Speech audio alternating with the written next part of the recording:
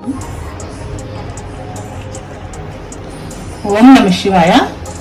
నేను మీ దివ్యా శర్మ అండి. నమస్తే అండి. దివ్యా శర్మ కిచెన్కి స్వాగతం. ఈరోజు బీన్స్ కర్రీ చేస్తున్నా అండి. బీన్స్ ఒక ఉడికి రానిచ్చుకోవాలండి.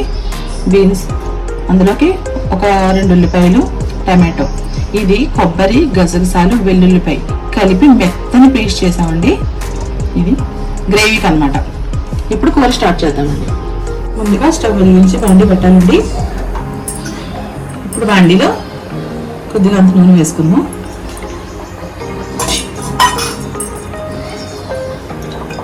నూనె వేడెక్కిన తర్వాత పోపు దినుసులు వేసుకుందాం అండి.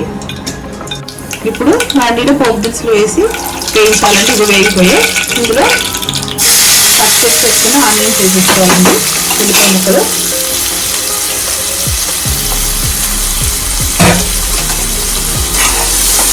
ఒకసారి ఫ్రై చేసేసుకుని మూత పెట్టేసుకున్నామండి. ఉల్లిపాయ మగ్గిపోయిందేమో చూద్దామండి ఒకసారి. చూసారా, దోరగా వేగిపోయింది. ఇప్పుడు ఇందులో టమాటాలు వేసుకోవాలండి.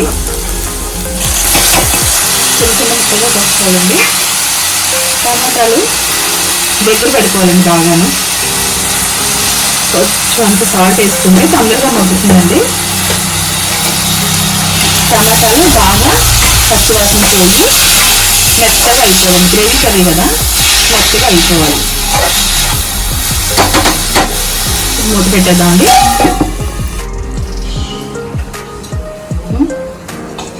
ఇప్పుడు టమాటా మగ్గిందేమో ఒకసారి చూసుకుందామండి.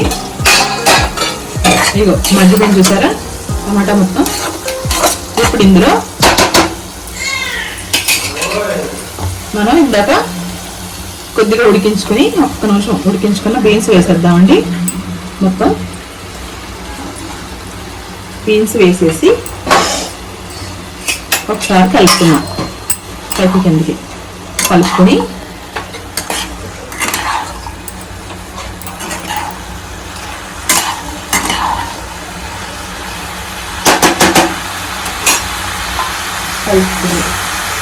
ఇందులో ఇప్పుడు రుచికి సరిపడా ఉప్పు,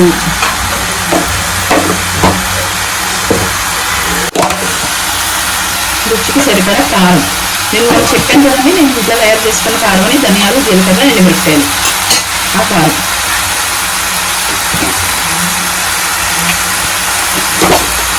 దీని తర్వాత నేను ఇది వాడతానండి, ఎవరెస్ట్ గరం మసాలా వాడతాను. కిచెన్ కింగ్ మసాలా చాలా బాగుంటుందండి. ప్రతి కూరలోకి, ఫ్రైల్లో కూడా చాలా బాగుంటుందండి. మేము ప్రతి ప్రోడక్ట్ కూడా ఎవరెస్ట్ వాడిగా వాడతాం.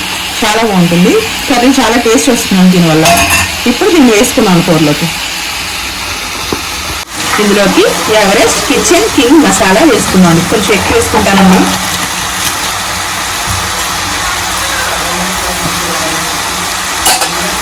ఇప్పుడు అన్నీ కలిపేసుకుని ఒక్కసారి కలిపేసుకుని మళ్ళీ ఒక్క నిమిషం మూత పెట్టేద్దామండి. మూత పెట్టేసిన తర్వాత మళ్ళీ మనం కొంచెం అంత మగ్గి ఒక్క నిమిషం అన్నీ కలిపేసుకున్నాం కదండి. ఒక్క 2 నిమిషాలు మూత పెట్టేసుకున్నామండి. ఒకసారి మూత తీసి చూసారు కదా, మగ్గిపోయింది. ఇప్పుడు మనం లాస్ట్లో గ్రేవీ వేసుకున్నామండి. ఇందాక గసగసాలు, కొబ్బరి, వెల్లుల్లి కలిపి పేస్ట్ చేసుకున్నాం కదా, మెత్తని పేస్ట్. ఆ పేస్ట్ ఇందులో వేసేసుకుందాం.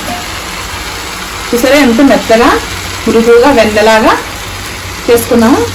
అలా చేసుకుంటేనే కూరకి పట్టి గ్రేవీలా తయారవుతుంది. మంచి టేస్ట్ వస్తుందండి ఇలా చేయడం వల్ల. ఇప్పుడు గ్రేవీ తోటి ఇంకొక 5 నిమిషాలు మగ్గాలండి. మగ్గిపోతే కూర అయిపోయినట్టే. ముందు కొంచెం అంటూ వాటర్ వేసుకోవాలి. చూసారు కదా, బాగుంది కదా ఇలాగా. ఇప్పుడు మనం మళ్ళీ మూత పెట్టేసుకుందాం అండి ఒక 5 నిమిషాలు. 5 నిమిషాల తర్వాత మళ్ళీ చూద్దామండి. ఇప్పుడు కూర మగ్గిపోయిందేమో ఒకసారి చూద్దామండి. మూత తీసి రెడీ అయిపోయిందండి కూర. చూసారా ఇంత బాగుంది, చూడడానికి కూడా చాలా బాగుంటుంది. ఇది అన్నంలోకి చపాతీలోకి అన్నిటిలోకి బాగుంటుందండి ఈ కర్రీ. ట్రై చేయండి. ఇప్పుడు లాస్ట్గా కొద్దిగా అంతా కొత్తిమీర వేసుకుందామండి.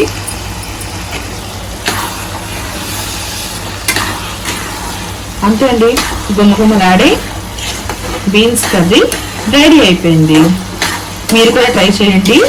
కామెంట్ బాక్స్లో మీ కామెంట్లు పెట్టడం మర్చిపోకండి. మీరు ట్రై చేసి అప్పుడు కామెంట్ చేయండి. ఇప్పుడు దీన్ని బౌల్లో టర్న్ చేసేసుకుందామండి. ఇదిగోండి బౌల్లో టర్న్ చేస్తాను. ఎంతో రుచికరమైన గుమ్మగుమ్మలాడే బీన్స్ కర్రీ అండి. మీరు కూడా ట్రై చేయండి. నా వీడియో నచ్చినట్లయితే లైక్ చేయండి, షేర్ చేయండి, మర్చిపోకుండా మాత్రం సబ్స్క్రైబ్ చేయండి. ఉంటానండి. నేను మీ దివ్య శర్మ. నమస్తే అండి. ఓం నమః శివాయ.